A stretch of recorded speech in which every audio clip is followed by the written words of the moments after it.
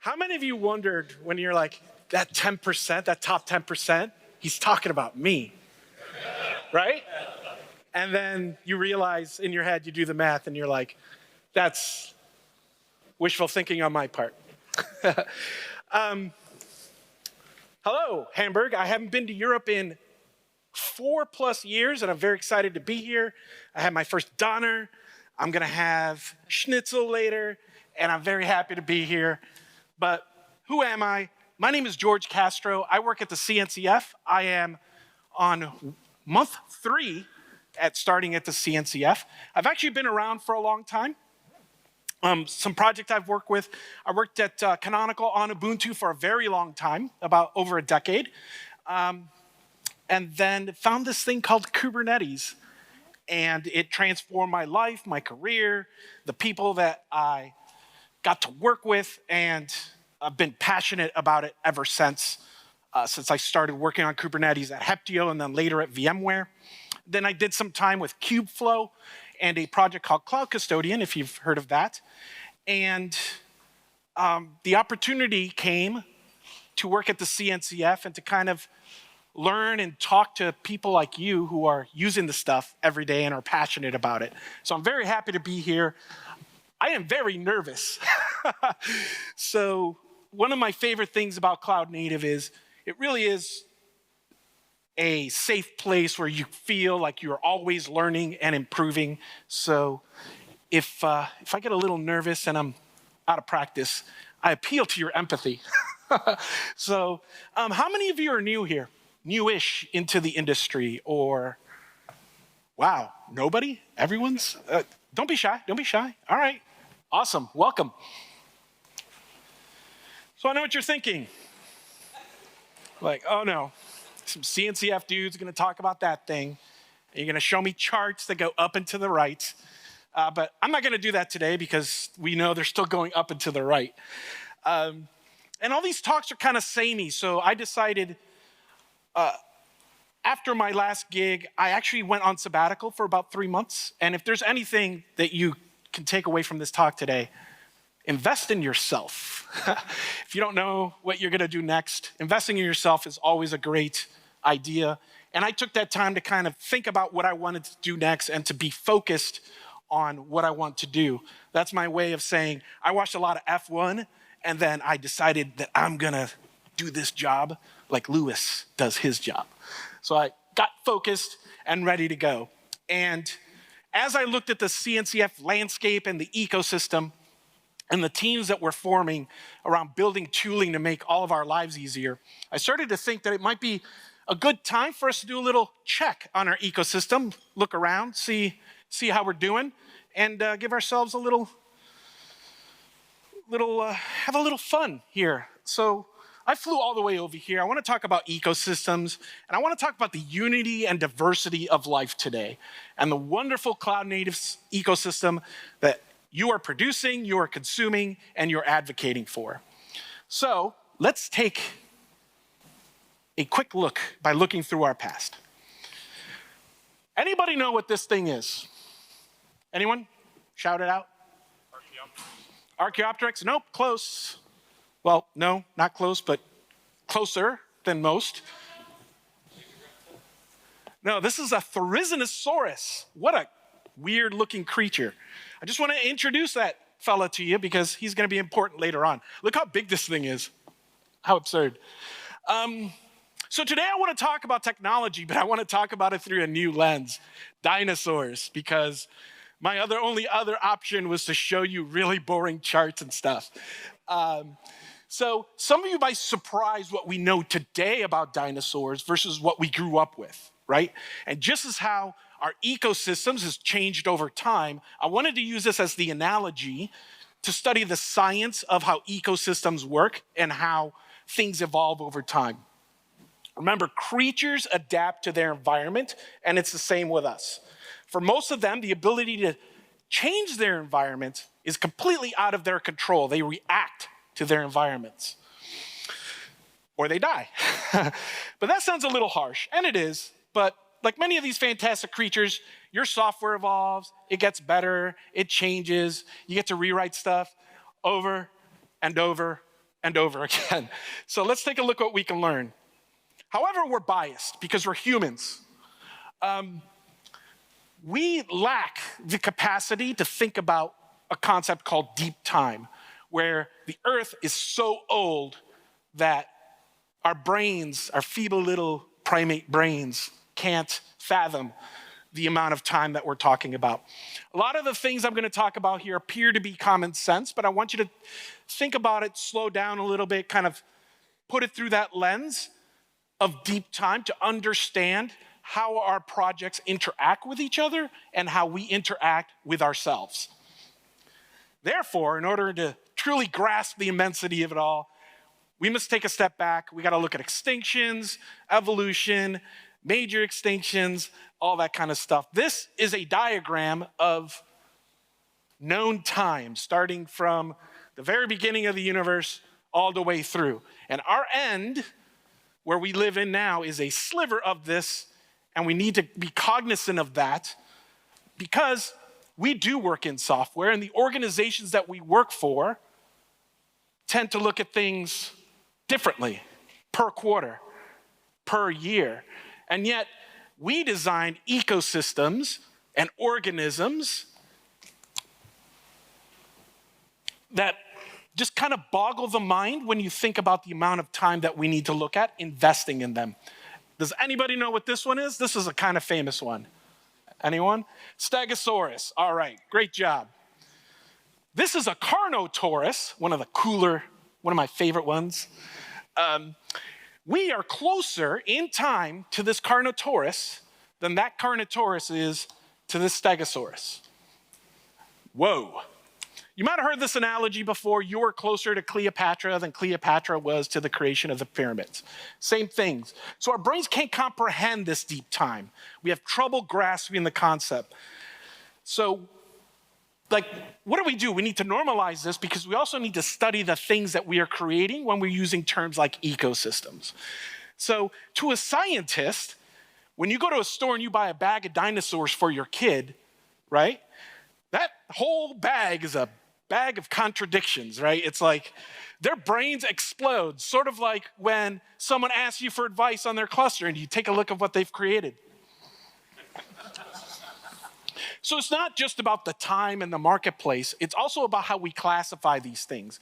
We tend to be good container nerds. Everything has to be in a little box, then we write a YAML file, and then it's gonna be perfect, right? But when we look at ecosystems and how we interact with the software and the software interacts with other components of software and ourselves, it looks more like a cladogram and a food web. It's this really complex thing that doesn't really fit in nice little containers. And yet we try to normalize that in our brains. So when you think about it, the CNCF landscape could be a lot more complicated. I found this revelation particularly disturbing. So cloud native grew up fast, and we need to talk about where you fit, where we fit, right? Because these organisms are large and ecosystems to themselves. So when an organization or a project changes direction, it affects all the creatures around it. Right? Sometimes they're slow, but when they get moving, they get moving.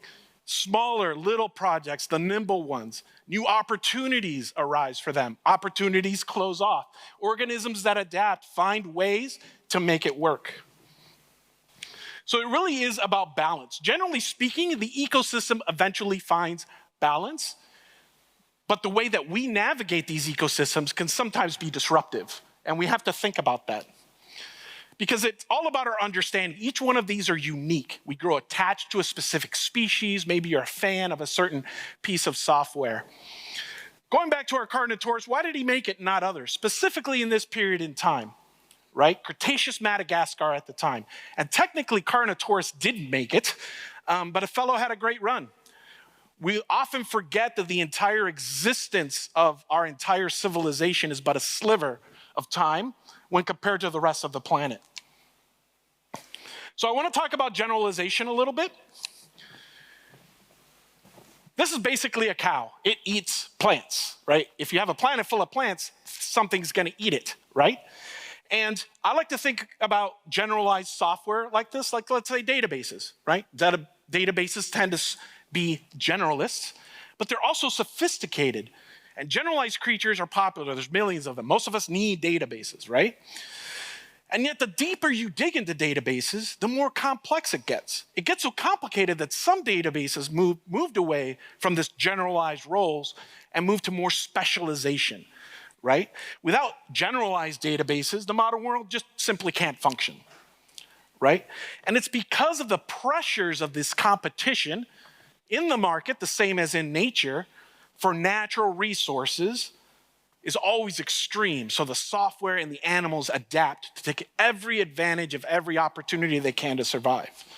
So hopefully I don't need to explain how people choose their technology to this audience, but we know what the software marketplace looks like. And we know that when you decide to accept a feature maybe in your project that kind of moves you away from generalization to specialization, that it all becomes about risk management because it's expensive. When you adapt to take advantage of an opportunity, you are more at risk to the environment changing, right? This therizinosaur, those claws, those are expensive to grow biologically, right? Just like it's expensive for us to try to maintain parts of Kubernetes, right? So you gotta make it count. There needs to be a reason for that, right? So this one, as far as my limited research says, it grew those so it can like rip down plants and eat them, and that's what it does, right? Similarly, those horns on that Carnotaurus, they weren't cheap to grow either, and they serve a purpose. So what's interesting is, as these things adapt to the ecosystem, they just come out with really odd look, like who would design this thing? This is called a Dinocyrus. It makes no sense to me, right? But this, you know what designed this thing was that environment for specific things. So maybe think about that the next time you're on GitHub and you find a project and you're like, wow, I don't know what they were thinking here, right? And they come in different sizes, shapes, colors to fit every niche in the ecosystem. Because at the end of the day, what we are talking about is the unity and diversity of life that brings that robustness to the ecosystem, right?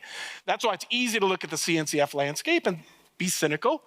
And so was I until I found out it was my job to maintain it. But it also showcases and highlights the innovation and the care that we need to take into ensuring that ecosystem is healthy. And that is part of my job now. So this is one of those things where we look at different implementations and we understand that things are important. And yet we also understand the importance of having uniform, well-defined APIs that give us that common conversation for us to have. This is Spinosaurus aegypticus, longer than a T-Rex, one of the largest land predators to ever exist on this planet. Did its full entire life cycle from beginning, MVP, went into production, did its business, went fully extinct 30 million years before Tyrannosaurus Rex even existed, right? What a cool creature. Very specialized, it's like a big crocodile, right? And in the environment that it lived in, it was very swampy and very crocodile-ish. That's the scientific term, I'm sure. But it was very specialized, so it died out when the ocean went away. Very interesting because if you look at it in the fossil record, it's like, oh, another thing just died, right? But if we were to observe it in real time, it would be impossible for us because it would have taken millions of years. And to humans, we wouldn't have a concept that that creature was even going extinct unless we took the time to investigate. So it really is about evolution, right? So one thing I do know is that if you look at the fossil record, when the environment does change, whether that's the market or something happened that forces things to change, evolution kicks into overdrive. And I like to think that way about software when cloud native came around, right? All this stuff came out. It was so cool. I had to have it. I was git pulling every day. Nothing was working. It was amazing, right? Right? But then you went to that first meetup and you met someone in the same boat, right? And I'm pretty sure many of you have those kind of stories, right? Because some designs stand the test of time. Diversity around a basic body plan totally works. Sharks have been around so long. I don't even know. There's just a lot of sharks, different kinds of sharks, right? And they all have the same basic body plan that's been working for them before and after the dinosaurs. So databases are kind of like sharks, aren't they? I don't know. Let me know. So like the evolution of T-Rex, we're entering a new era now, a new chapter. We find ourselves in an environment when open source value is being underestimated by some of these organizations that have been consuming it. And this bothers me, and it keeps me up at night. So this is why I want to talk to you today. We need to learn to be ecologists, and we need to talk about the ecology of the relationships between ourselves and the software that we produce, and to ensure that the organizations that are looking at this understand how that works, just like the previous speakers before me bring that level of expertise to their organization. So in a way, when I was on sabbatical watching Dinosaur Planet, and I was watching David Attenborough kind of explain all these little dinosaurs to me, right? I understood that he had taken on that role because he wanted to educate people on these things and because it was important to him. And as I sat there wondering about what our roles are as DevRel, as developers, as contributors, as consumers, this understanding of a high-level ecology is an important thing that we need to do because things are different now, right? We've been through that entire life cycle. We've been through the hype cycle where everyone just had to have Kubernetes. I just have to have it. I remember KubeCon early days, right? People didn't even know. They just wanted it. You know? And now here we are, you're in production. How many of you are liking that? Yeah, hey, that's great stuff, yeah? But we need to have that community rigor to look at ourselves and how we are consuming the software and making sure that we are thinking in that long term, knowing that we are incapable of thinking in really long term. Because at the end of the day, things evolve into creatures that you wouldn't really understand.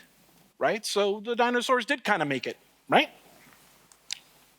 So some people, in conclusion, some people will always consume open source without understanding it. And that's okay, totally fine. Buy you cool bag of dinosaurs with your Kubernetes logo on it and do that. Because the modern world, however, depends on us understanding the relationships of this software and how we can make it better.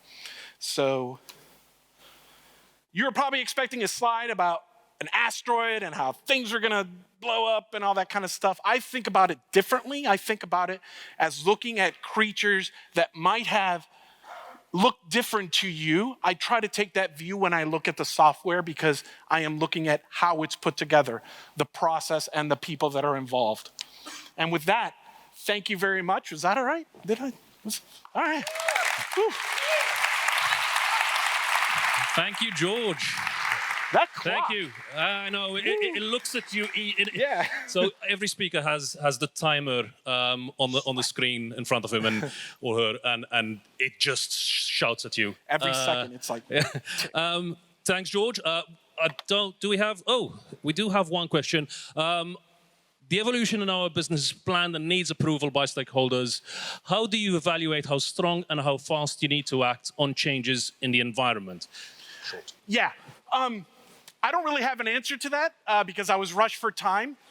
I don't really have a lot of answers to these questions, but over the next 18 months, a bunch of us are going to start looking at things like this and hopefully provide guidance for everyone to kind of help us figure it out together because it's something that a community needs to solve, not one specific person. Cool. Awesome. I hope that answers your question.